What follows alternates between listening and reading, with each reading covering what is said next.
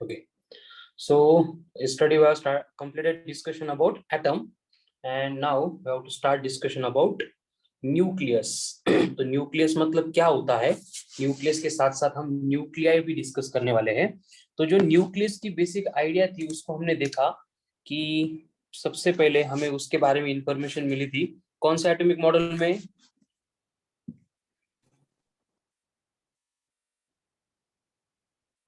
विच कौन सा atomic model था, न्यूक्लियाई, या फिर हम उसको न्यूक्लियस ऐसे भी कंसिडर करेंगे। तो न्यूक्लियस या फिर न्यूक्लियाई के बारे में हमें अभी यहाँ पे डिस्कस करना है, ठीक है। तो बेसिकली ये जो न्यूक्लियाई होता है या फिर न्यूक्लियस होता है, इसके बारे में हमें इंफॉर्मेशन मिली थी इन रुदरफोर्ड्स एटॉमिक मॉडल। रुदरफोर्ड्स एटॉमिक मॉडल याद है, रुदरफोर्ड ने क्या बोला था, atom consist of positively charge heavy core which consist of whole mass, whole positive charge and about 99.9% mass, ठीक है।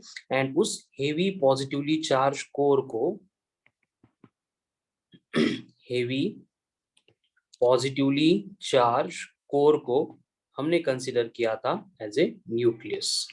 तो ये जो न्यूक्लियस होता है इसमें बेसिकली दो टाइप के पार्टिकल प्रेजेंट होते हैं। एक होता है प्रोटॉन जिसके ऊपर पॉजिटिव चार्ज प्रेजेंट है और इसका चार्ज होता है 1.6 into 10⁻⁻19 coulomb. As well as इसके पास मास भी होता है and mass of the proton होता है 1.67 इंटू 10⁻⁻27 kg। देन दूसरा पार्टिकल आता है दैट इज न्यूट्रॉन। बेसिकली ये जो प्रोटॉन है इसकी डिस्कवरी की थी बाय गोल्डस्टेन एंड उसके बाद में आता है न्यूट्रॉन। तो बेसिकली न्यूट्रॉन को हम कंसीडर करते हैं as a neutral particle. Neutral इसलिए क्योंकि इसके ऊपर ना पॉजिटिव चार्ज है ना निगेटिव चार्ज है, या फिर हम उसको ऐसे बोलते हैं कि जितना पॉजिटिव चार्ज है उतना ही निगेटिव चार्ज है, इसलिए इसको अपन न्यूट्रल बोलते हैं, चार्जलेस नहीं बोलते। अगेन ये जो न्यूट्रॉन था इसको डिस्कवर किया था by James Chadwick. And then again mass of the neutron फिर से होता है 1.67 इंटू 10⁻⁻27 kg। एग्जैक्ट सेम नहीं है लेकिन अप्रोक्सीमेटली इनकी वैल्यू में थोड़ा सा डिफरेंस होता है।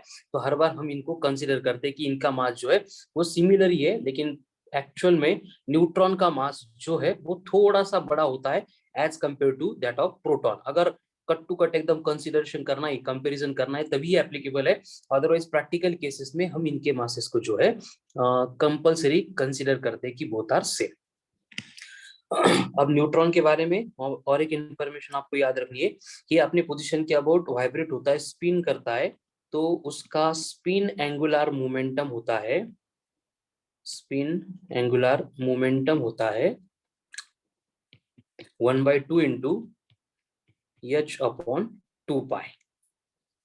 देन न्यूट्रॉन की मोशन की जो पेनिट्रेशन पावर होती है न्यूट्रॉन की वो सबसे ज्यादा हाईएस्ट होती है। ओके, उसके बाद में नेक्स्ट पॉइंट आता है दैट इज रिप्रेजेंटेशन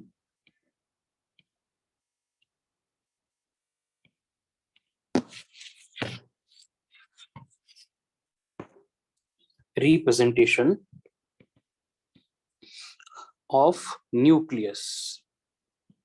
प्रोटॉन होते हैं, न्यूट्रॉन्स होते हैं, ये तो मालूम हो गया। अब इसको एक्चुअल में रिप्रेजेंट कैसे करेंगे, तो इसके रिप्रेजेंटेशन के लिए हम इस तरह से एक सिंबॉलिकल फॉर्मूला यूज करते हैं जिसमें x का मतलब होगा जिस एलिमेंट का एटम है उस एटम का सिंबल, या फिर उसको अपन एलिमेंट भी बोल सकते हैं, ठीक है। देन उसके बाद में जो z होता है इसका मतलब होता है atomic number, and atomic number का मतलब होगा नंबर ऑफ प्रोटॉन्स, उस एटम में कितने नंबर ऑफ प्रोटॉन्स है। देन ए का मतलब होता है मास नंबर, या फिर उसको अपन कंसीडर करते हैं as a atomic mass number. And ये जो एटॉमिक मास नंबर होता है ये होती है सम ऑफ, इसकी sum number of protons plus number of neutrons. Proton and neutron दोनों के नंबर की जो सम होती है उसको यहाँ पे एटॉमिक मास नंबर या फिर मास नंबर कंसीडर किया जाता है। ठीक है, तो इनके ऊपर से अगर हमें नंबर ऑफ न्यूट्रॉन्स कैलकुलेट करने हैं तो नंबर ऑफ न्यूट्रॉन्स कैलकुलेट करने के लिए हम ए माइनस से जेड को सब्ट्रैक्ट करते हैं। ठीक है, तो अगर कहीं पे ए माइनस जेड दिख गया तो उसका मतलब वहां पे हम नंबर ऑफ न्यूट्रॉन को यूज कर रहे हैं। ठीक है, तो इस तरह से ये रिप्रेजेंटेशन होता है। Then next, atomic mass. अब ये एटॉमिक मास मतलब क्या होता है कि जो मास हम रिप्रेजेंट करते हैं एक डिफरेंट सिस्टम में जिसको बोला जाता है एज एएमयू। एएमयू का मतलब होता है एटॉमिक मास यूनिट, एंड वही हम एटॉमिक मास से रिप्रेजेंट कर रहे हैं। तो ये जो 1 AMU होता है जो हम न्यूक्लियस के क्वेश्चन सॉल्व करते टाइम यूज करने वाले हैं, इसका मतलब होता है 1/12 of mass of neutral C612 atom. मतलब C612 का जो भी मास होगा उसको अपन क्या कर रहे हैं यहाँ पे 12 से डिवाइड कर रहे हैं, एंड उसकी वैल्यू जो है वो अगेन 1.66 समथिंग यानी 1.67 इंटू 10⁻⁻27 kg ये हम कंसीडर करते हैं। ठीक है, यानी 1 AMU equals to mass of proton. ये हमारा एजम्पशन होता है, लेकिन प्रैक्टिकली उसको डिफाइन करने के लिए ये प्रोसीजर ये डेफिनेशन हमें यूज करनी पड़ती है।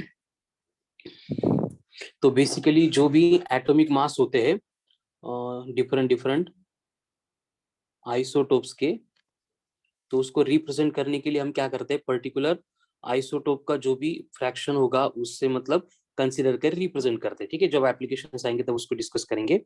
देन अगेन थोड़ा इंपॉर्टेंट पॉइंट आता है, that is size of nucleus. Size of nucleus. अब न्यूक्लियस की जो साइज होती है उसको कैलकुलेट करने के लिए जो रेडियस ऑफ न्यूक्लियस है वो होती है proportional to A⁻⁴ where are का मतलब हो गया रेडियस ऑफ न्यूक्लियस, एंड ए का मतलब वही जो ऊपर देखा था एटॉमिक मास नंबर। ठीक है, तो ये बेसिक रिलेशन होता है रेडियस का एंड यहाँ पे जो एटॉमिक मास नंबर होगा उनका। तो यहाँ पे हमें प्रोपोर्शनलिटी के साथ एक कांस्टेंट को लेके आना पड़ता है, तो ये रिलेशन मिलता है R equals to R0 into A⁻⁴। और यहाँ पे जो हमने R0 यूज किया है इसको बोला जाता है लीनियर कांस्टेंट, जिसकी वैल्यू होती है 1.1 या फिर 1.2 इंटू 10⁻⁻, माइनस एक मिनट -15 मीटर।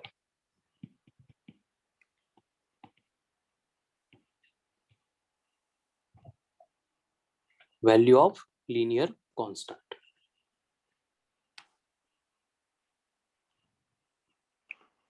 प्रणाली म्यूट कर। ओके, तो ये लीनियर कांस्टेंट हो गया, एंड ऊपर की एक्सप्रेशन से हम जो है न्यूक्लियस की डेंसिटी भी कैलकुलेट कर सकते हैं।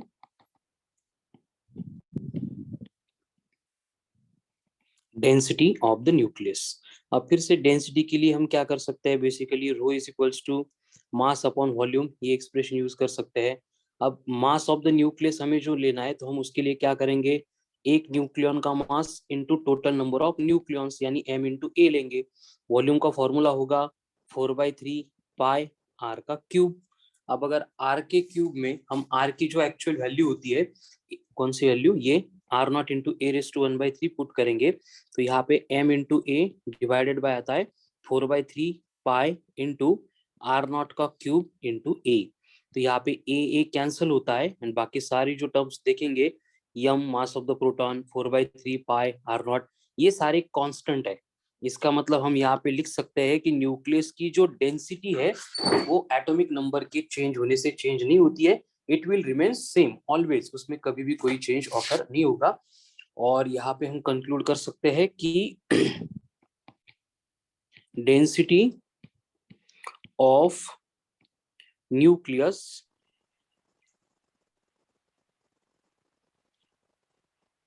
प्रणाली म्यूट रहो दे बेटा mic. Density of nucleus is independent of atomic mass बोलो या फिर एटॉमिक मास नंबर बोलो। ठीक है, एंड ये हर एक न्यूक्लियस के लिए कांस्टेंट होती है जिसकी वैल्यू अप्रोक्सीमेटली 2.7 होती है। उसको अपन करेक्ट करके 3 कंसीडर कर सकते हैं, 3 इंटू 10⁻17 kg पर मीटर का क्यूब। कोई भी न्यूक्लियस है फिर वो हाइड्रोजन का है या फिर यूरेनियम का है, हर बार उसकी जो डेंसिटी है it will remain same 3 into 10 to the power 17। मतलब कि हमें जो नोन डेंस मतलब ऑब्जेक्ट है उसमें सबसे हाईएस्ट डेंसिटी जो है वो होती है न्यूक्लियस की। न्यूक्लियस से ज्यादा डेंसिटी हम कहीं पे भी ऑब्जर्व नहीं कर पाते, ठीक है। इसका मतलब हमें समझ में आता है कि न्यूक्लियस के अंदर ये न्यूक्लियॉन्स कितने मतलब क्लोजली पैक्ड रहेंगे, कितने क्लोजली पैक्ड रहेंगे या फिर होंगे। उसके बाद में ये तो बेसिक कंसेप्ट आपको मालूम ही है, आइसोटोप्स, आइसोटोन्स, आइसोबार्स। आइसोटोप का मतलब प्रोटॉन के नंबर सेम, आइसोटोन का मतलब न्यूट्रॉन के नंबर सेम, आइसोबार मतलब मास नंबर इज सेम। देखो आइसो मतलब सेम सेम सेम, यहाँ पे पी आ गया प्रोटॉन के नंबर सेम, एन आ गया न्यूट्रॉन के नंबर सेम, एंड यहाँ पे जो है कुछ भी नहीं आया इसलिए मास नंबर सेम। ऐसे कुछ तो करके आप इसको रिमेम्बर कर सकते हैं, ठीक है। अब यहाँ पे एक एडिशनल बस एक कंसेप्ट आएगी, that is mirror nuclei, mirror nuclei, ठीक है। चाहिए तो हम इसके एग्जांपल भी देख सकते हैं। आइसोटोप्स के अगर एग्जांपल लेने हैं तो जैसे H11 है, H12 है, इनमें क्या है प्रोटॉन के नंबर सेम है लेकिन मास नंबर डिफरेंट है, इसलिए ये बन गए आइसोटोप। उसी तरह से अगर आइसोटोन चाहिए तो हम यहाँ पे C614 एंड O816 इनमें अगर देखेंगे तो दोनों में न्यूट्रॉन के नंबर सेम है लेकिन मास नंबर फिर भी उनका डिफरेंट है। आइसोबार का अगर एग्जांपल चाहिए तो वहां पे हम फिर से C614 से कंपेयर करेंगे N714 को, ठीक है। तो एग्जांपल है आइसोटोप आइसोटोन के, तो आप इसको रिमेम्बर करेंगे दो दो एग्जांपल को बस। अब आता है नेक्स्ट पार्ट मिरर न्यूक्लियाई का। अब मिरर न्यूक्लियाई का मतलब क्या होता है, nuclei with same mass number A but with proton and neutron numbers are interchanged। मतलब जैसे कि फॉर एग्जांपल ये एग्जांपल लेते हैं बेरिलियम का एंड ये लिथियम का। इन दोनों में अगर देखेंगे तो यहाँ पे मास नंबर सेम है लेकिन मास नंबर का सेम होने से यहाँ पे नहीं होगा, मिरर होने के लिए इनका प्रोटॉन का एंड न्यूट्रॉन का नंबर जो है ये एक्सचेंज होना पड़ेगा। जैसे यहाँ पे 4 प्रोटॉन है तो यहाँ पे 4 न्यूट्रॉन हो गए, यहाँ पे 3 न्यूट्रॉन थे तो यहाँ पे जाके वो 3 प्रोटॉन्स हो गए, ठीक है। तो इस तरह से ये मिरर न्यूक्लियर की कंसेप्ट आती है। नेक्स्ट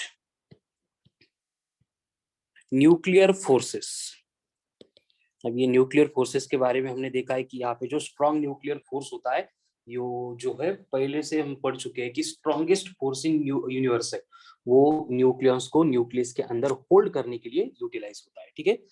तो यहाँ पे आपको सबसे important point, I think this year नहीं लास्ट ईयर इससे रिलेटेड क्वेश्चन था कि जो force between neutron and neutron होता है, force between proton and proton होता है, force between neutron and proton होता है, force between proton and neutron होता है, ये हर एक केस में जो है सेम होता है, ठीक है ना। क्या लिखा है मैंने ध्यान से समझो कि न्यूट्रॉन न्यूट्रॉन का फोर्स, प्रोटॉन प्रोटॉन का फोर्स, न्यूट्रॉन प्रोटॉन का फोर्स या फिर प्रोटॉन न्यूट्रॉन का जो फोर्स होगा उसका मैग्नीट्यूड सेम रहेगा। मतलब nuclear forces are independent of polarity of their charges, वो चार्जेस के पोलैरिटी के ऊपर डिपेंड नहीं करेंगे, सिर्फ उनकी एक मतलब डिसएडवांटेज है, लिमिटेशन है, they are very short range forces. इनका जो एग्जिस्टेंस है वो बस न्यूक्लियस के इनसाइड ही है। इसका मतलब जो न्यूक्लियस की रेडियस होती है 10⁻⁻15 मीटर, वहां तक ही इनका एग्जिस्टेंस होता है। न्यूक्लियस के बाहर अगर कोई आ गया न्यूक्लियन तो उसको ये अट्रैक्ट नहीं कर पाते, ठीक है। अब जो वेरियस फोर्सेस हम देखते हैं उसमें कंडीशन ये होती है कि अगर हम यहाँ पे nuclear force, then electromagnetic force, then weak nuclear force and gravitational force, ये 4 fundamental forces of the nature है। तो इनका अगर पर्टिकुलर किसी भी पार्टिकल्स के लिए रेशियो लेंगे तो ये आता है इन द रेंज ऑफ 10:39, 10⁻36, 10⁻33:1। तो इससे आप कंपेयर कर सकते हैं कि ग्रेविटेशन फोर्स के रिलेटेड ये कितने सारे स्ट्रॉन्गेस्ट फोर्स है एंड उसमें भी जो स्ट्रॉन्ग न्यूक्लियर फोर्स है वो कितना स्ट्रॉन्ग है, ठीक है। ऊपर का जो पॉइंट हमने लिखा था वही फिर से उसको अपन ऐसे भी लिख सकते हैं कि न्यूट्रॉन न्यूट्रॉन का, प्रोटॉन प्रोटॉन का एंड प्रोटॉन न्यूट्रॉन का जो फोर्स है उसका मैग्नीट्यूड सेम रहेगा। ये जो है बेसिकली डिपेंड नहीं करेंगे उसके चार्जेस के ऊपर। मतलब यहाँ पे एक्चुअल में प्रोसेस क्या होती है आगे भी हम इसका डिस्कशन करने वाले हैं, लेकिन कंडीशन क्या होती है सबसे पहले यहाँ पे हमें एक थ्योरी बोली गई थी जिसको एक्सप्लेन किया गया था बाय जापानीज साइंटिस्ट युकावा।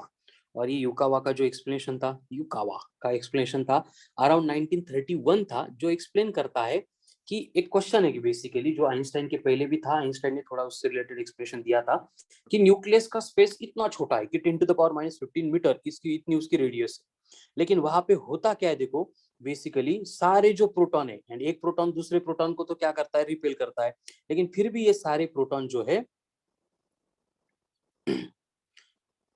ये सारे प्रोटॉन जो है कंबाइनली न्यूक्लियस के अंदर रहते हैं, तो वो एक दूसरे को रिपेल करने के बाद भी इतने छोटे से स्पेस में कैसे रह सकते हैं, ये बहुत दिनों से क्वेश्चन था। तो उससे रिलेटेड ये युकावा की थ्योरी आती है एंड इस थ्योरी में युकावा एक्सप्लेन करता है, ज्यादा कुछ खास इंपॉर्टेंट नहीं है बट फिर भी इंफॉर्मेशन के लिए आप पे बोल रहा हूँ कि फोर्स बिटवीन टू न्यूक्लियॉन्स ये जो हो रहा है, युकावा बोलता है कि force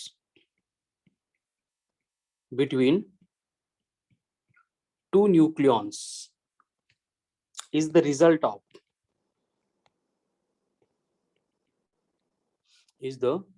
of exchange of particles called mesons।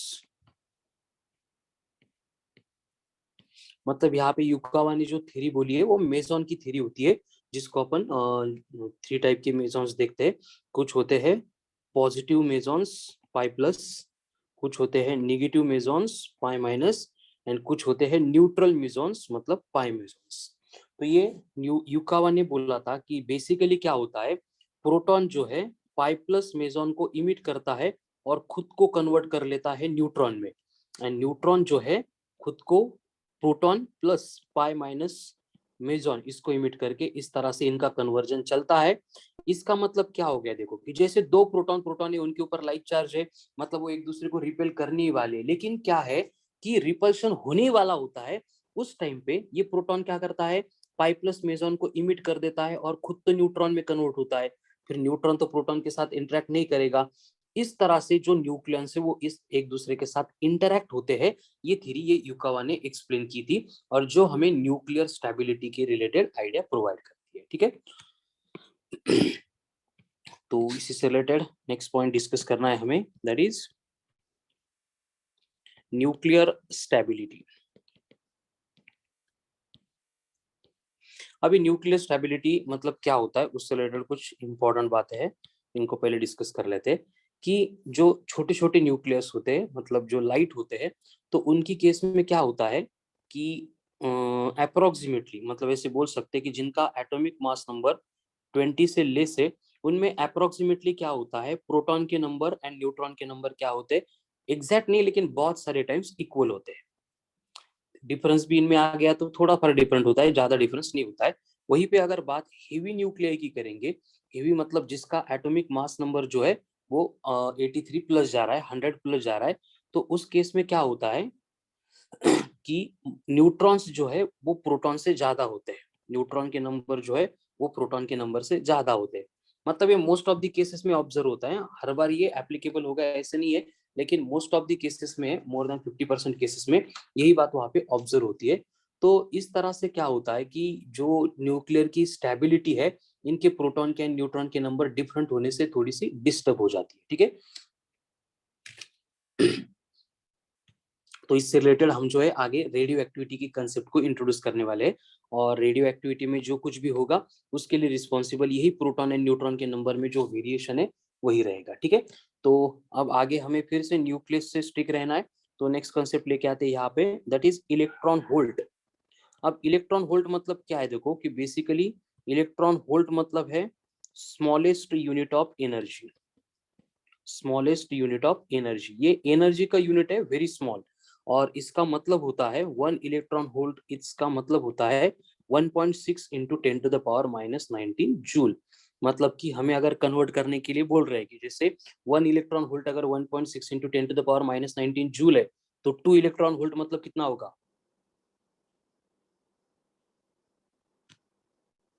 3.2 into 10 to the power of minus 19. क्या बात है, very good. 3.2 into 10 to the power minus 19 joule. इतना डिफिकल्ट क्वेश्चन ऐसे ही सॉल्व कर दिया। एंड यही क्वेश्चन था इस साल के नीट में।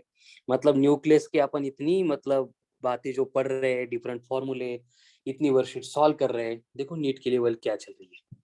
मैंने कल बोला था एटम में से कौन सा क्वेश्चन था कि किसके लिए ये बोर की थ्योरी एप्लीकेबल होगी। बाकी इतने फॉर्मूले, इतने टेबल के हो गए किधर कुछ काम के लिए, ठीक है। अब ये न्यूक्लियस से क्या क्वेश्चन था कि उन्होंने शायद से 5 दिया था कि 5 इलेक्ट्रॉन वोल्ट मतलब कितनी जूल एनर्जी, या फिर मास दिया होगा मतलब वो कितनी एनर्जी इमिट करेगा। ये लेवल क्वेश्चन पेपर की है। And again I am repeating that इस साल का क्वेश्चन लास्ट ईयर से भी इजी रहने वाला है। बट ये बात होने वाली है in case of physics only, क्योंकि जो मोस्ट ऑफ द एवरेज लोग होते हैं इस टाइम पे फिजिक्स पढ़ने का वो सोचते भी नहीं है। ओनली लीजेंड्स आर देयर जो अभी भी एग्जाम के बिफोर 20 डेज फिजिक्स को इतना टाइम दे रहे हैं। तो आपको इस बात का एडवांटेज मिलने वाला है, बस उसके ऊपर वर्क करते रहो एंड देखो क्या होता है आगे, ठीक है। चलो, अब सबसे इंपॉर्टेंट पॉइंट न्यूक्लियस का आता है, that is energy equivalence as पर एक्सप्लेन बाय अल्बर्ट आइंस्टाइन। अब ये अल्बर्ट आइंस्टाइन ने जो है देखो एक अलग ही बात एक्सप्लेन की थी। वैसे तो बहुत अलग बातें उसने बोली है, लेकिन यहाँ पे जो हम पढ़ने वाले कि जो यम यानी मास होता है is a form of energy. हमें पहले ये कभी मालूम नहीं था। आइंस्टाइन सबसे पहले बोलता है कि mass is a form of energy. And यही स्टेटमेंट रिस्पॉन्सिबल है पूरे वर्ल्ड के डिस्ट्रक्शन के लिए भी, एंड जो भी एनर्जी के डिफरेंट सोर्सेस हमने प्रोड्यूस किए उसके लिए भी। मतलब atom bomb and hydrogen bomb की जो भी कंसेप्ट है वो यही से जन्म लेती है कि मास अगर फॉर्म ऑफ एनर्जी है तो इसका मतलब मास के डिस्ट्रक्शन से हम दूसरे फॉर्म की एनर्जी वहां पे कैलकुलेट कर सकते हैं, which is given by E equal to M into C का स्क्वायर। इसका मतलब सॉरी ई का मतलब energy emitted in the process, M मतलब जो मास यहाँ पे डिस्ट्रक्ट होगा, एंड सी का मतलब स्पीड ऑफ लाइट। यानी यम का मास अगर अपन डिस्ट्रक्ट करने में सक्सेसफुल हो गए तो वहां पे ई इतनी अमाउंट ऑफ एनर्जी जो है वो लिबरेट होती है, इमिट होती है। अब ये कंसेप्ट का टॉपिक के साथ क्या रिलेशन आ गया, उसके लिए हम नेक्स्ट पॉइंट पढ़ने वाले। उससे पहले देखो कि अगर आपको बोला गया है कि 1 AMU इतना मास हमने डिस्ट्रक्ट कर लिया, यानी 1.67 into 10 to the power minus 27 kg, यानी एक प्रोटॉन या फिर एक न्यूट्रॉन अगर हमने डिस्ट्रॉय कर दिया, तो इसकी वैल्यू अगर यहाँ पे पुट करेंगे तो ये नंबर याद रखो, वर्कशीट के बहुत सारे क्वेश्चन सॉल्व करने के लिए यही हेल्प करेगा। तो एनर्जी एसोसिएटेड विथ 1 AMU ये होती है 931.5 mega electron volt. Energy associated with 1 AMU, इसका मतलब समझ में आ रहा है ना। जब 1 AMU इतना मास डिस्ट्रक्ट हो जाएगा तो उसके डिस्ट्रक्शन से 931.5 मेगा इलेक्ट्रॉन वोल्ट इतनी अमाउंट ऑफ एनर्जी वहां पे लिबरेट होने वाली है, इमिट होने वाली है। समझ में आ गया। अब यही सेम कंसेप्ट, सेम बात जो है हम न्यूक्लियर स्टेबिलिटी के लिए अप्लाई करते हैं, ठीक है। तो उसके लिए हमें पढ़ना पड़ेगा मास डिफेक्ट। अब ये मास डिफेक्ट की कंसेप्ट आती कहाँ से?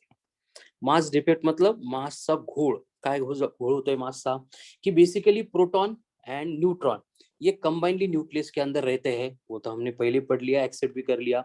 लेकिन उस प्रोसेस में हमने देखा कि जो प्रोटॉन प्रोटॉन है लाइक चार्ज है, एक दूसरे को रिपेल करना चाहिए, फिर भी रिपेल नहीं कर रहे। तो रिपेल कर रहे होंगे लेकिन उनके रिपल्शन को ओवरकम करके भी इतने छोटे से स्पेस में सब एकदम क्या बोलेंगे हम उसको, एकदम गुनिया गोविंदानी की तरह आता है। तो ये पॉसिबल कैसे हुआ, इसके रिलेटेड बहुत सारे एक्सप्लेनेशन, बहुत सारे ऑब्जर्वेशन चल रहे थे। एक ऑब्जर्वेशन हमने युकावा के भी देखा कि वहां पे पार्टिकल का एक्सचेंज होता है, लेकिन वो पार्टिकल का एक्सचेंज क्या क्यों होता है, कैसे होता है, कब होता है, इससे रिलेटेड कुछ खास इंफॉर्मेशन नहीं थी। तो यहाँ पे हमने ऑब्जर्व किया कि बेसिकली क्या होता है कि theoretical mass of nucleus is always greater than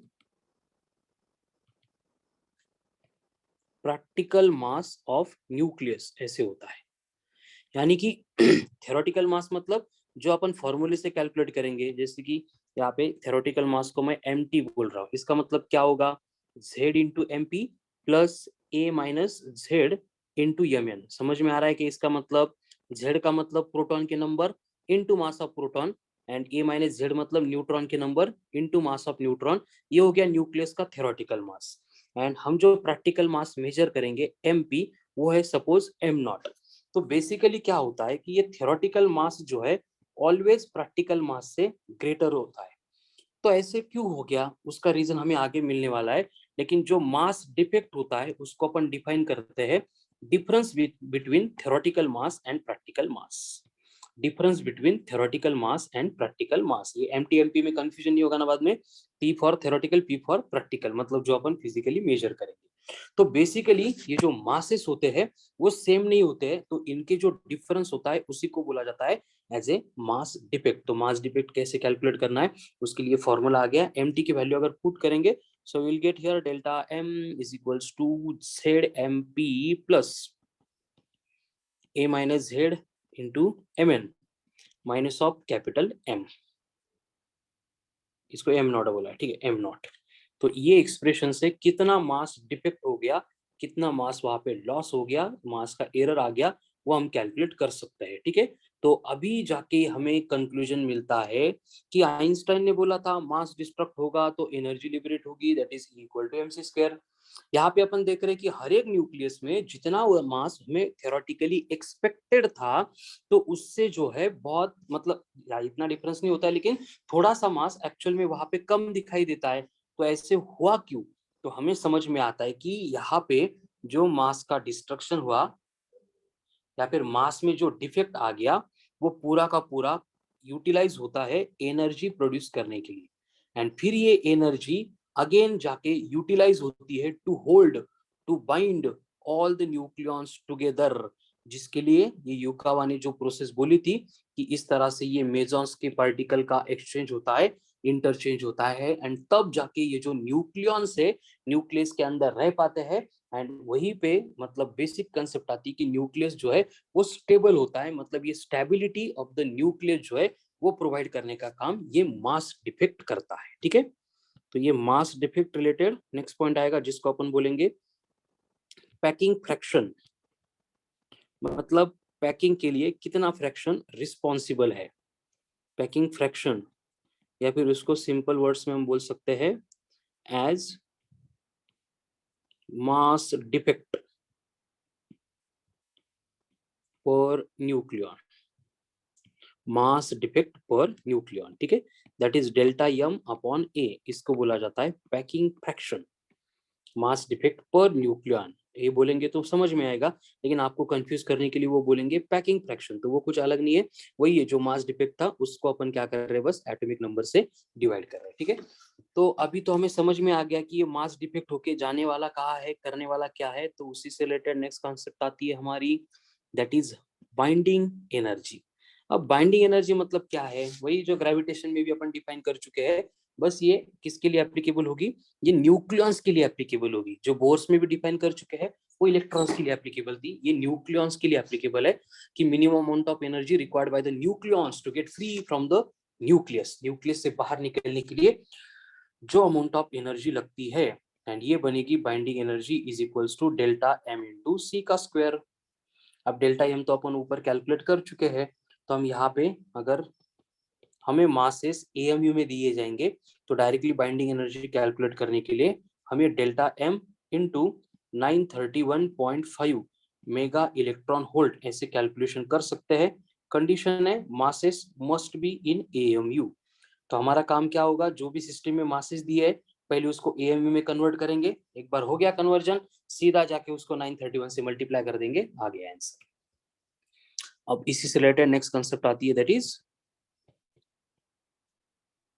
binding energy per nucleon.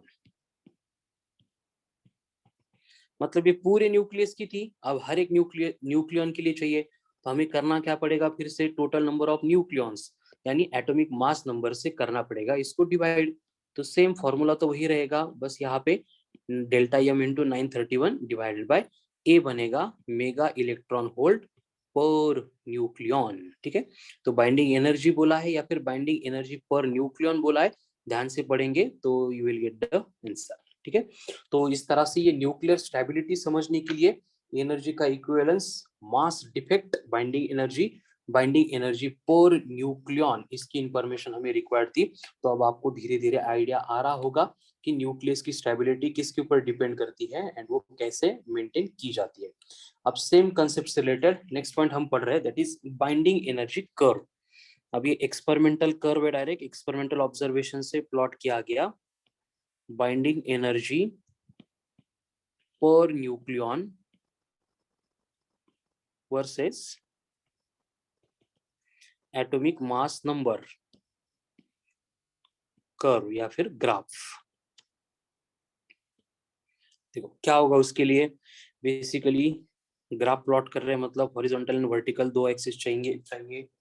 तो यहाँ पे हम क्या करेंगे, एक्स एक्सिस के along atomic mass number and Y axis के along binding energy per nucleon in terms of mega electron volt अगर represent करेंगे तो यहाँ पे जो ग्राफ है कुछ ऐसे नेचर का हमें ऑब्जर्व होगा, 1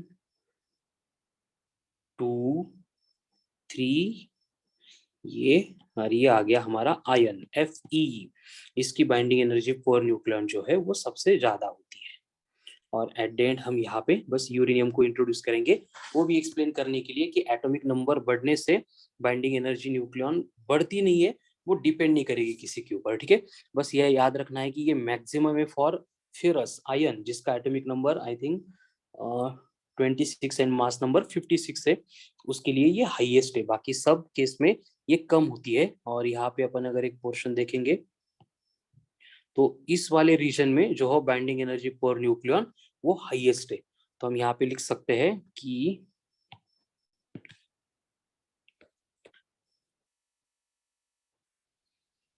जिन एलिमेंट का जो मास नंबर है वो 30 से बड़ा है एंड 170 से लेस है, जो मैंने ऊपर रेड कलर से रीजन शो की है, उनके लिए बाइंडिंग एनर्जी पर न्यूक्लियन क्या होती है, हाईएस्ट होती है। इसका मतलब जिनका 30 से लेस है या फिर 170 से बड़ा है तो उनके लिए फिर से बाइंडिंग एनर्जी पर न्यूक्लियन जो है वो लेस होती है। लेकिन अगर अपन वहां पे फ्यूजन वाली प्रोसेस करेंगे, मतलब जिसमें 2 और मोर स्मॉलर न्यूक्लिया कंबाइन होंगे, तो वहां पे जो बाइंडिंग एनर्जी पर न्यूक्लियन है वो इंक्रीज हो जाएगी। अगर हम फिशन रिएक्शन करेंगे एटम बॉम्ब की तरह, तो वहां पे भी बाइंडिंग एनर्जी पर न्यूक्लियन जो है उस प्रोसेस में भी इंक्रीज होती है। ठीक है, और रेडियो एक्टिविटी में और एक पॉइंट के ऊपर हम फोकस करने वाले हैं, दैट इज कि जो भी स्टेबल न्यूक्लिया हमने बोला है कि ऊपर है, तो ये स्टेबल न्यूक्लियाई में जो n/z रेशो है, मतलब number of neutron to number of proton, ये 1.3 to 1.4 इसके इन बिटवीन रहता है, जिनकी स्टेबिलिटी हाईएस्ट है। ठीक है, और इसमें और एक रिलेशन हमें ऑब्जर्व होता है कि nuclei with even atomic number and even proton के नंबर जिनके होते हैं और वो यूजुअली वो स्टेबल होते हैं एंड उनका मतलब अमाउंट भी ज्यादा होता है, मतलब अबंडेंट होता है। लेकिन जिनके लिए मास नंबर ऑड है या फिर हम बोलेंगे कि प्रोटॉन के नंबर भी यहाँ पे ऑड है, तो वो जनरली अनस्टेबल होते हैं एंड वो ज्यादा एग्जिस्ट भी नहीं करते, उनके नंबर भी कम होते हैं। तो हमारा जो पीरियोडिक टेबल है उसमें हम कंसीडर करते हैं कि जिसका एटॉमिक नंबर 83 से बड़ा हो गया वो सारे बनने वाले अनस्टेबल, और इसीलिए हम उसको एक्टिनाइड्स बोलते हैं। उससे रिलेटेड अपन रेडियो एक्टिविटी में डिस्कशन करने वाले हैं। ठीक है, तो हमारे पास जो हेवीएस्ट स्टेबल न्यूक्लियाई है या फिर एलिमेंट है या फिर हम उसको बोलेंगे न्यूक्लियाइड है, वो है बिस्मथ। ठीक है, तो बिस्मथ से ज्यादा किसी भी हेवीएस्ट एलिमेंट की स्टेबिलिटी नहीं है, और इसकी हाफ लाइफ जो है वो बहुत ज्यादा मिलती है, उसके बारे में आगे डिस्कस करेंगे। ठीक है, तो ये हो गया बेसिक पूरा डिटेल इंफॉर्मेशन अबाउट न्यूक्लियस। अब ये न्यूक्लियस का इंफॉर्मेशन होने के बाद अब इससे रिलेटेड फेनोमेनन डिस्कस करने की बात आती है। तो यहाँ पे हमें पढ़ना है न्यूक्लियर रिएक्शंस को, न्यूक्लियर रिएक्शंस को। अभी न्यूक्लियर रिएक्शंस मतलब क्या होता है, ठीक है, एक लिख सकते हैं हम यहाँ पे कि ये प्रोसेस है बाय विच, जिससे आइडेंटिटी ऑफ न्यूक्लियस चेंज होती है। कब? when it is bombarded by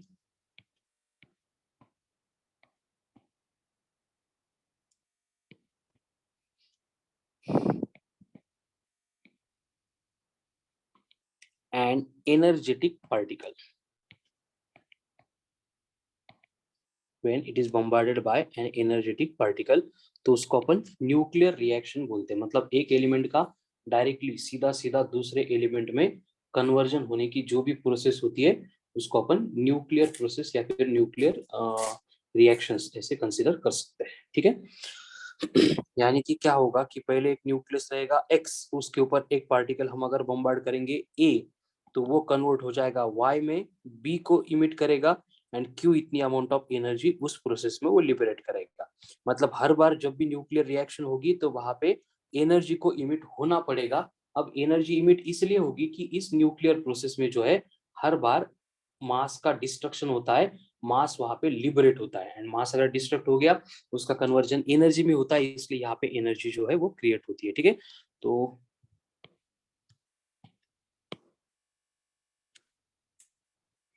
यहाँ पे जो है क्यू वैल्यू या फिर हम उसको एनर्जी इमिटेड कंसीडर करते हैं किसी भी न्यूक्लियर रिएक्शन की, तो ये होती है। तो इसको अपन बोलते हैं कि एनर्जी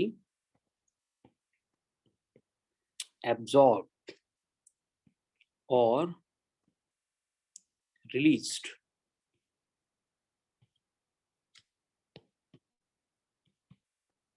ड्यूरिंग न्यूक्लियर रिएक्शन, उसको अपन बोलते हैं एज ए क्यू वैल्यू। मतलब पर्टिकुलर न्यूक्लियर रिएक्शन में जो भी एनर्जी एब्जॉर्ब हो गई या फिर रिलीज की गई वो बनती है क्यू वैल्यू। तो इसका मतलब हम क्यू वैल्यू अगर कैलकुलेट करने जाएंगे तो हमें क्या करना है, जो मास होगा रिएक्ट होने वाले न्यूक्लियॉन्स का मतलब रिएक्टेंट्स, उसमें से हम क्या करेंगे, मास ऑफ प्रोडक्ट को सब्ट्रैक्ट कर देंगे। तो इससे हमें मिलेगा कि मास कितना कम हो गया, यानी इसको मल्टीप्लाई कर देंगे सी स्क्वायर से, तो हमें जो है बेसिकली क्यू वैल्यू के लिए एक्सप्रेशन मिल जाएगा। उसमें आपको ये बेसिक बातें मालूम है कि अगर Q लेस देन 0 है तो इसका मतलब उसने क्या किया है, एनर्जी को एब्जॉर्ब किया है, तो उस टाइप के रिएक्शन को बोला जाता है as a endothermic reaction. Then उसके बाद में अगर Q ग्रेटर देन 0 है तो एनर्जी इमिट हो रही है, मतलब ये बनती है exothermic reaction, endothermic reaction and exothermic reaction. Energy वहां पे कंज्यूम हो रही है या इमिट कर रही है, इसके ऊपर ये डिपेंड करेगा। नेक्स्ट, जो भी न्यूक्लियर रिएक्शंस होती है तो उस न्यूक्लियर रिएक्शन में जो है मास नंबर ऑलवेज कंजर्व होता है। मतलब कि जैसे ही फॉर एग्जांपल हीलियम है और वो रिएक्ट हो रहा है ये नाइट्रोजन के साथ, तो यहाँ पे अगर हमें ऑक्सीजन मिलेगा तो यहाँ पे हाइड्रोजन को भी प्रोड्यूस होना पड़ेगा, जिससे कि ये 14 + 4 मतलब ये 18 आते हैं, 17 + 1 मतलब ये भी 18 आते हैं। ठीक है, तो इस तरह से यहाँ पे मास नंबर जो है ऑलवेज कंजर्व होते हैं। ठीक है, बस यहाँ पे प्रोटॉन एंड न्यूट्रॉन के नंबर जो वो एक्सचेंज हो सकते हैं। उसके बाद में यहाँ पे जो है लीनियर मोमेंटम भी कंजर्व होता है। जब भी ये न्यूक्लियर रिएक्शन होती है तो लीनियर मोमेंटम का भी कंजर्वेशन होता है, initial always equal to final. उसके बाद में यहाँ पे जो है लीनियर मोमेंटम का अगर हो रहा है कंजर्वेशन तो उसके साथ साथ angular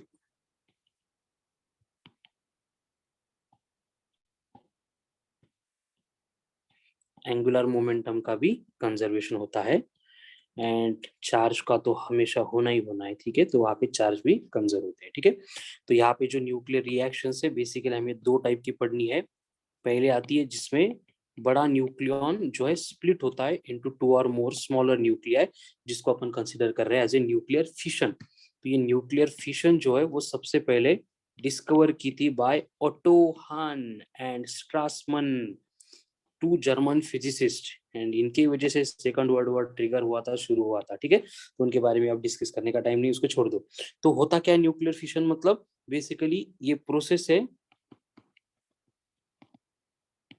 splitting up of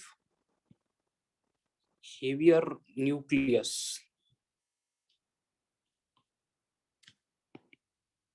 by the bombardment of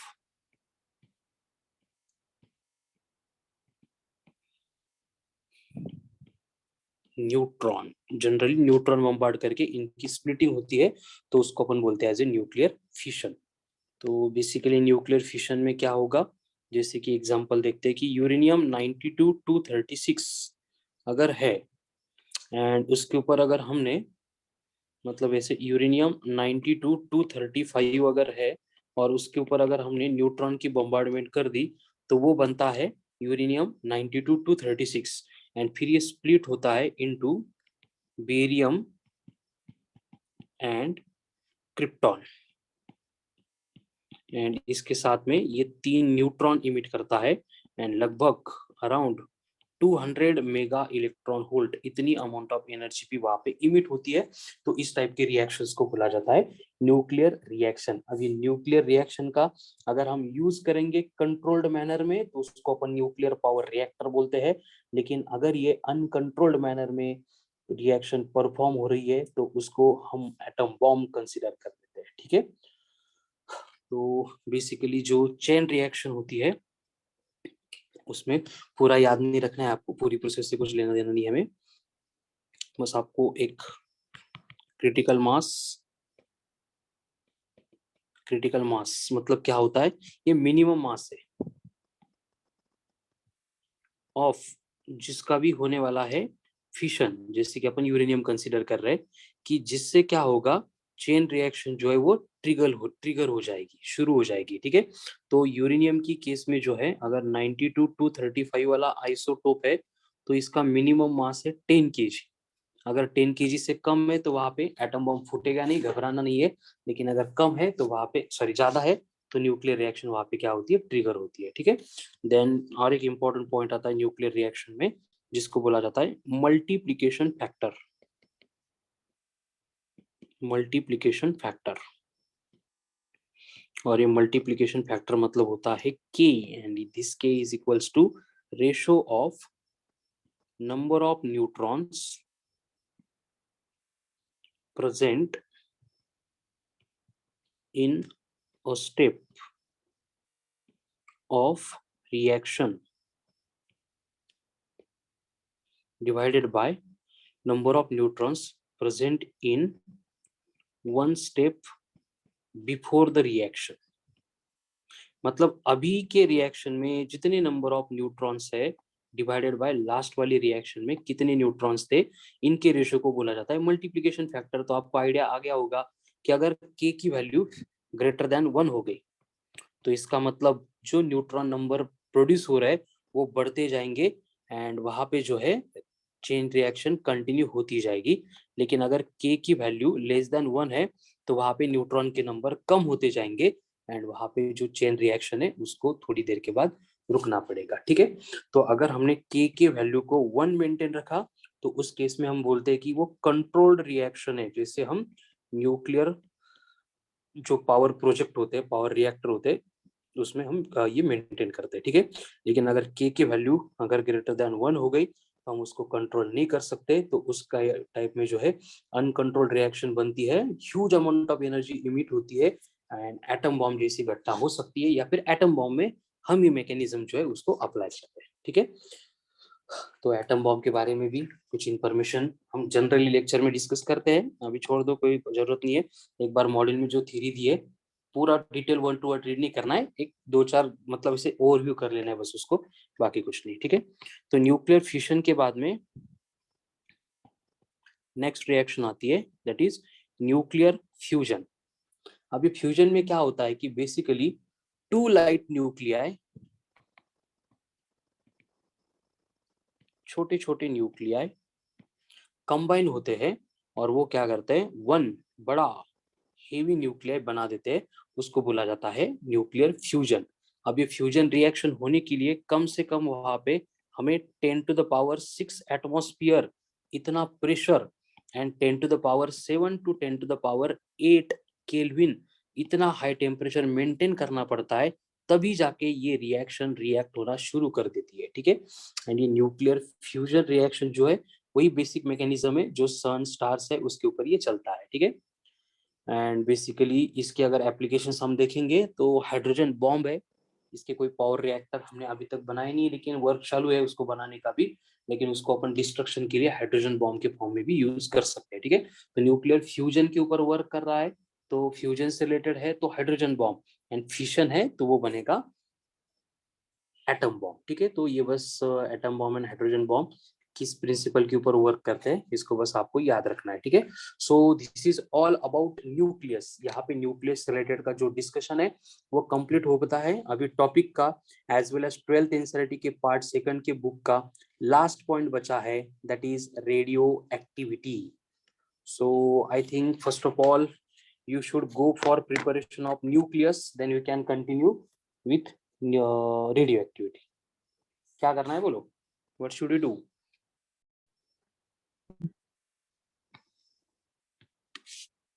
nucleus के डिस्कशन के बाद में अब डिस्कशन शुरू करना है हमें about radio activity.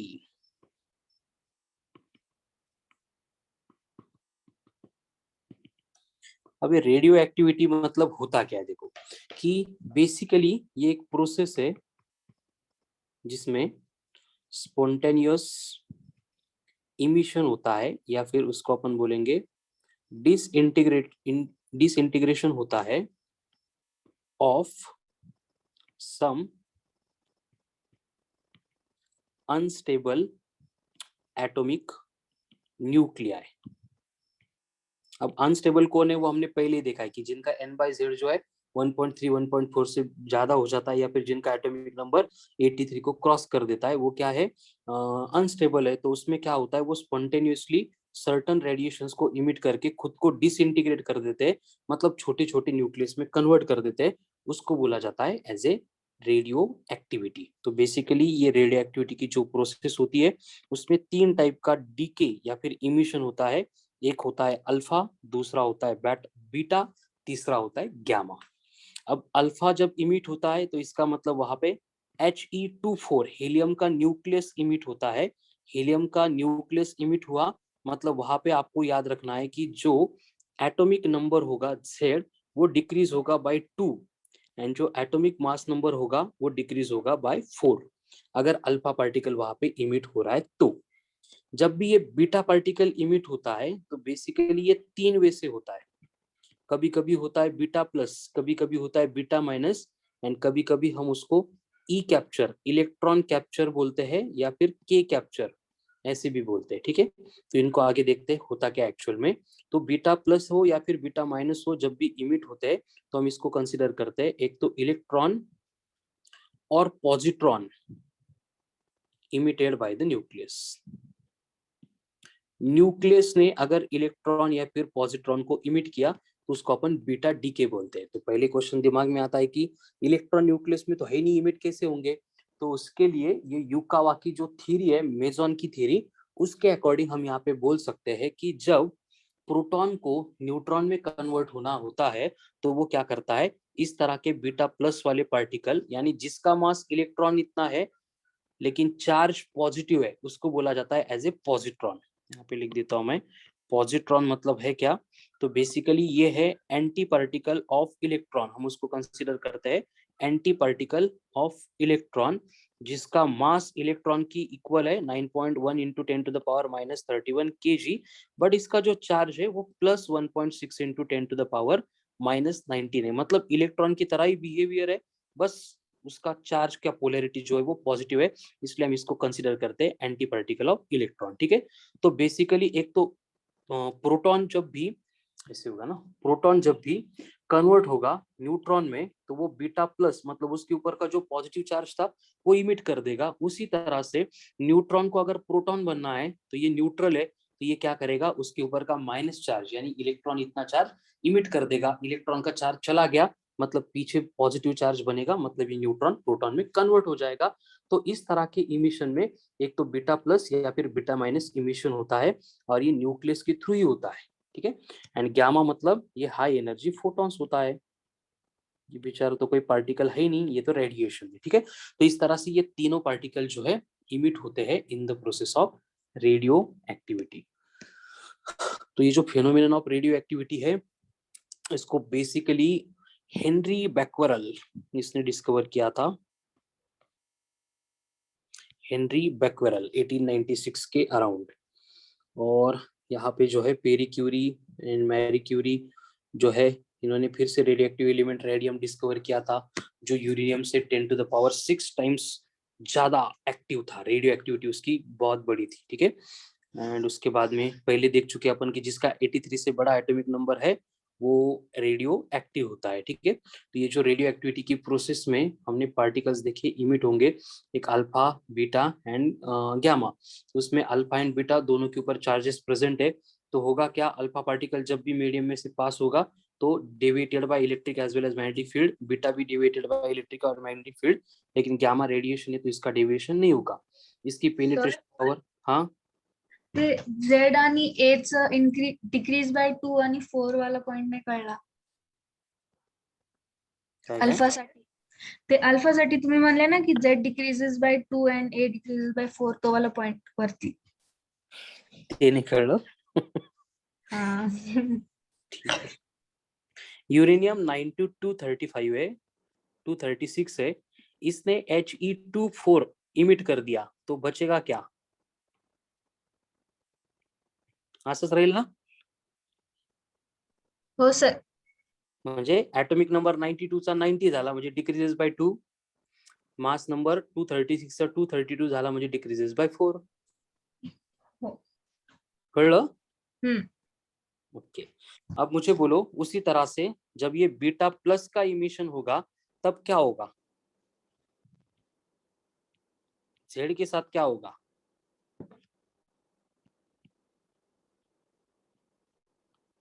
Decreases by 1 होगा या फिर इंक्रीजेस बाय 1 होगा या सेम रहेगा, बोलो। क्वेश्चन ये है,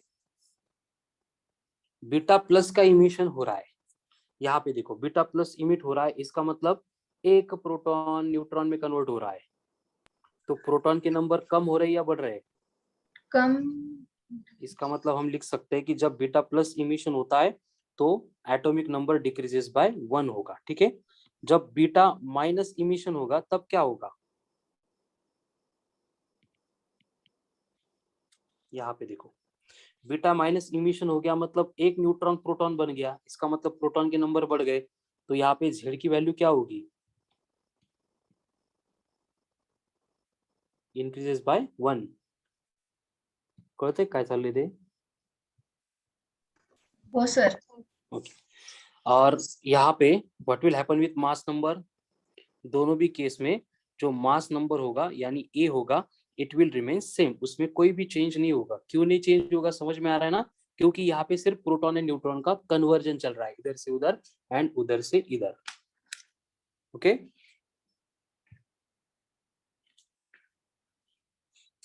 कळलं का। हो सर। चलो, तो अभी बेसिक बातें तो हो गई, इनकी प्रॉपर्टीज मैंने ओरली एक्सप्लेन कर दी है, लिख के नहीं दिए, फिर भी आप मॉड्यूल में से उसको लिख के उसके नोट्स बनाएंगे, ठीक है ना। कौन डेविएट होता है कौन डेविएट नहीं होता है, किसका क्या बोले कि उसको पेनिट्रेशन पावर कम है ज्यादा है, क्या क्या उनसे रिलेटेड बातें हैं, अल्फा की बीटा की डी गामा की, वो आपको लर्न करनी है। फिर से यहाँ पे भी क्यू वैल्यू होगी, क्यू वैल्यू मतलब energy emitted in the process, तो फिर से यहाँ पे भी हमें क्या करना पड़ेगा, जो डिस्ट्रक्टेड मास है उसको कंसिडर करना पड़ेगा एंड सी स्क्वायर से मल्टीप्लाई करना पड़ेगा, तो इन द प्रोसेस जो भी एनर्जी इमिट होती है लिबरेट होती है वो अपन कैलकुलेट कर सकते हैं, हो जाएगा फिर ये। तो उसके बाद में काइनेटिक एनर्जी जो है हम कैलकुलेट कर सकते हैं, काइनेटिक एनर्जी कैलकुलेट करने के लिए वही रिलेशन है लीनियर मोमेंटम के फॉर्म में जो फॉर्मूला होता है p² / 2 ऑफ m। तो यहाँ पे अगर इमिशन हो रहा है तो यहाँ पे m की वैल्यू चेंज होती है, एंड m की वैल्यू चेंज होने से यहाँ पे काइनेटिक एनर्जी पे इम्पैक्ट होता है, ठीक है। जैसे कि आपको बोला गया है कि कोई भी एक पार्टिकल है या फिर न्यूक्लियस है या फिर एटम है, उसका न्यूक्लियस है, और वो इमिट होने के बाद उनका लीनियर मोमेंटम कंजर्व होता है, इसलिए दोनों अपोजिट डायरेक्शन में ट्रैवल कर रहे हैं, ठीक है। ये है सपोज y, ये है अल्फा, इसका भी लीनियर मोमेंटम p है, इसका भी लीनियर मोमेंटम p है। तो उस केस में p for alpha and p for y, इन दोनों के लीनियर मोमेंटम को अपन p कंसीडर कर रहे हैं।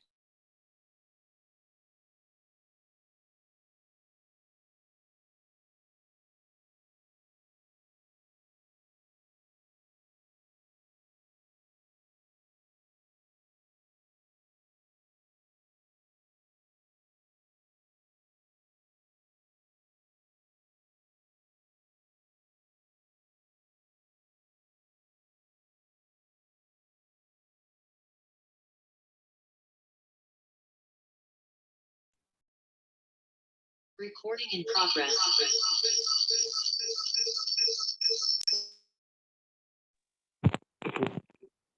Audio clear?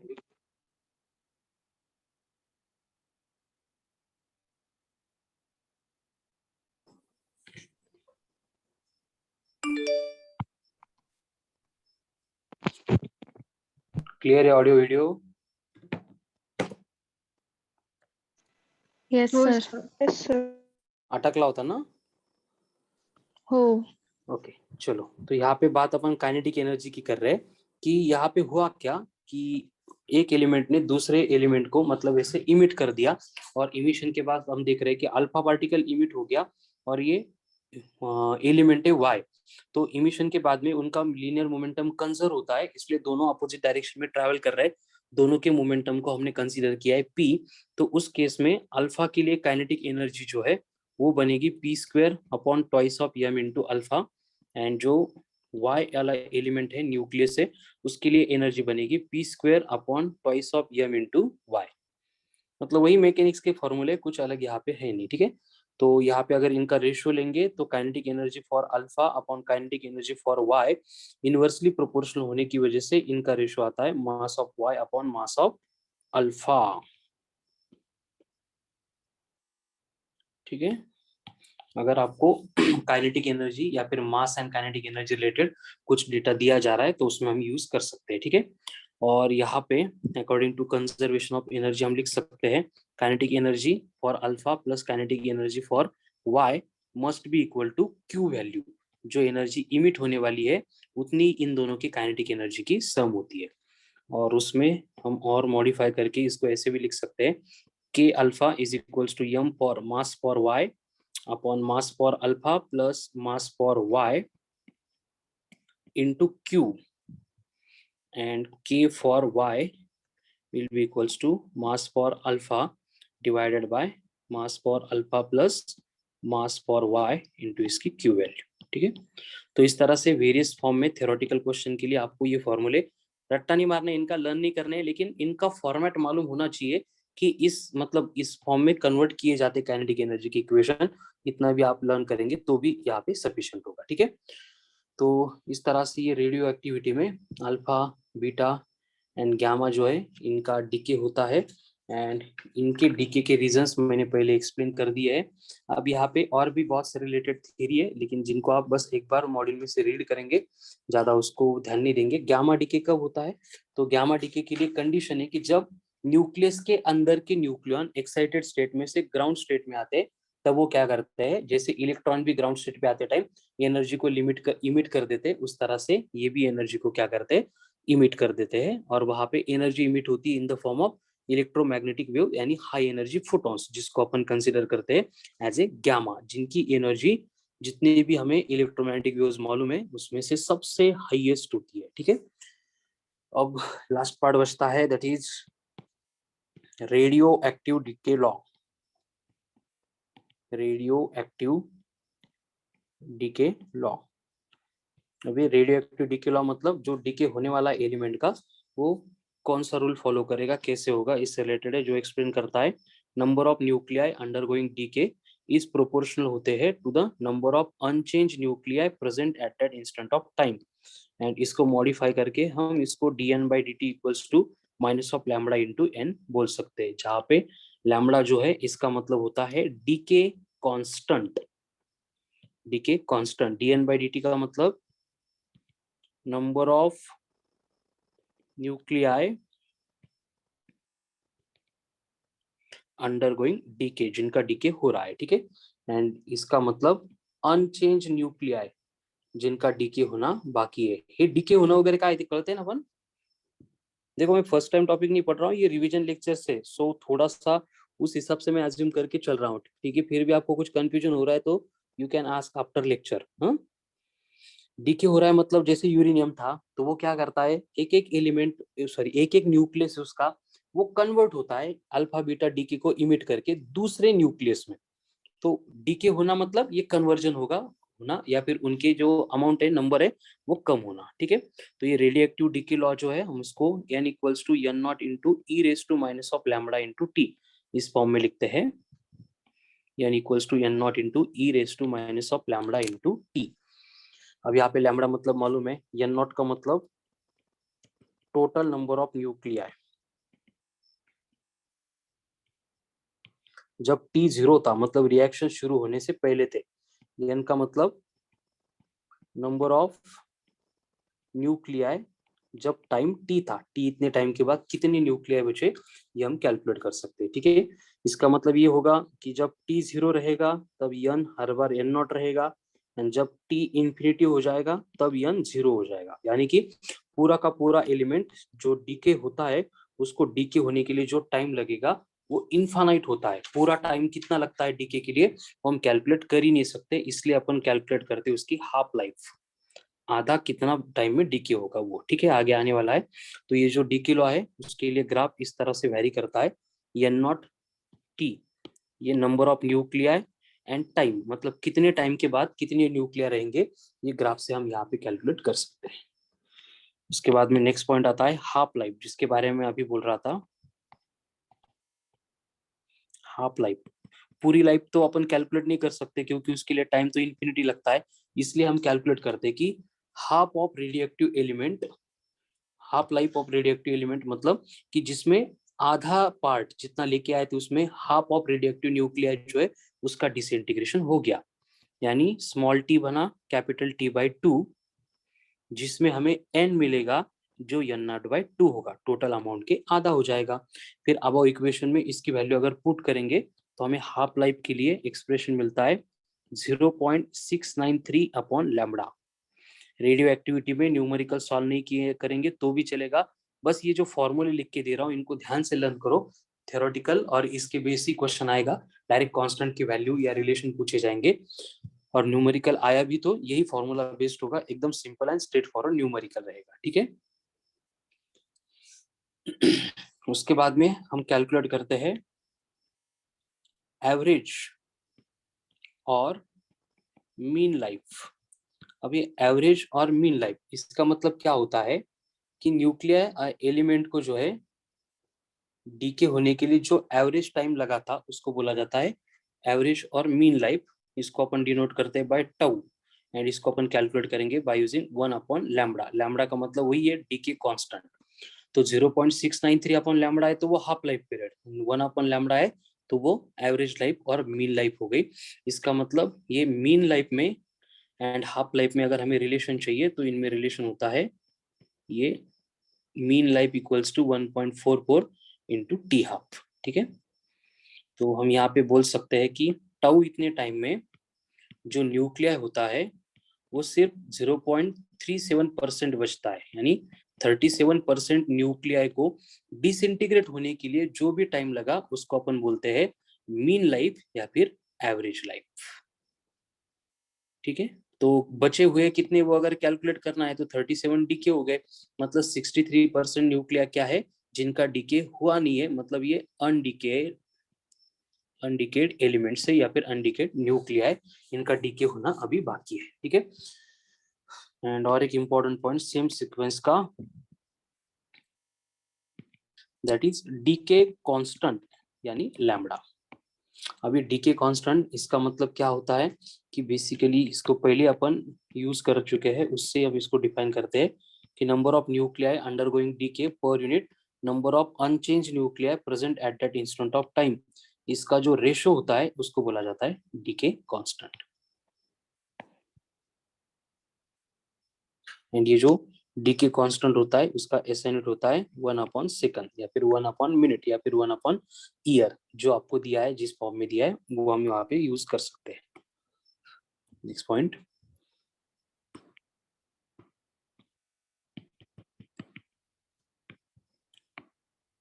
Probability of survival of the nuclei is equal to होती है fraction of active nuclei left, that is n/n0। मतलब जो भी न्यूक्लियाई बचे हैं वो बचने की कितनी प्रोबेबिलिटी है वो डिपेंड करेगा कि वहां पे ये जो फ्रैक्शन है, रेशो है बचे हुए न्यूक्लियाई अपॉन टोटल न्यूक्लियाई, इनके रेशियो के ऊपर। ठीक है, तो इसके ऊपर से हम लिख सकते हैं कि जो प्रोबेबिलिटी ऑफ द डीके है, बचने की प्रोबेबिलिटी मिल गई, उसके ऊपर से प्रोबेबिलिटी ऑफ डीके अगर कैलकुलेट करनी है तो वो बनेगी 1 - n/n0, या फिर इसको अपन n0 - n/n0 इस फॉर्म में भी लिख सकते हैं। Probability of DK.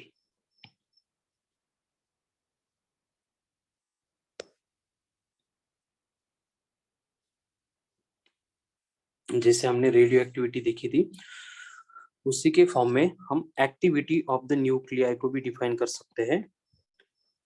डिसइंटीग्रेट हो रहा था, तो डिसइंटीग्रेट होते टाइम रेडियो एक्टिविटी थी, और ये एक्टिविटी को अपन डिफाइन करते हैं कि जो रेट ऑफ डिसइंटीग्रेशन है, और वो again given by same formula होगा R = R0 × e⁻⁻⁴ activity of nuclei. ठीक है, तो इसमें भी वही कंडीशन होगी कि जब टाइम 0 था तब total number of nuclei maximum थे, जब टाइम इन्फिनिटी है तब न्यूक्लियाई के नंबर क्या रहेंगे, वो 0 बन जाएंगे। ठीक है, बाकी सारी बातें जो है यहाँ पे सेम पार्ट में अपन अप्लाई करते हैं। फिर यहाँ पे भी हाफ लाइफ होगी, देन यहाँ पे भी मीन लाइफ होगी। ठीक है, अब इससे related last part which is very important, that is units of radioactivity। Units of radio activity. ठीक है, तो बेसिकली रेडियो एक्टिविटी का यूनिट होता है, जिसने फाइंड की थी उसके ही याद में, बेक्वेरल। एंड 1 बेक्वेरल जो है, इसका मतलब होता है 1 डीके, 1 डीके पर सेकंड। और उसके अपन और भी यूनिट फाइंड करते हैं, जैसे क्यूरी। तो 1 क्यूरी का मतलब होता है 3.7 × 10⁻10 डीके पर सेकंड, या फिर अपन उसको बोल सकते हैं 3.7 × 10⁻10 बेक्वेरल। ठीक है, ये वैल्यू होती है 1 क्यूरी की। देन इसको अपन रुदरफोर्ड ये यूनिट से भी डिनोट करते हैं।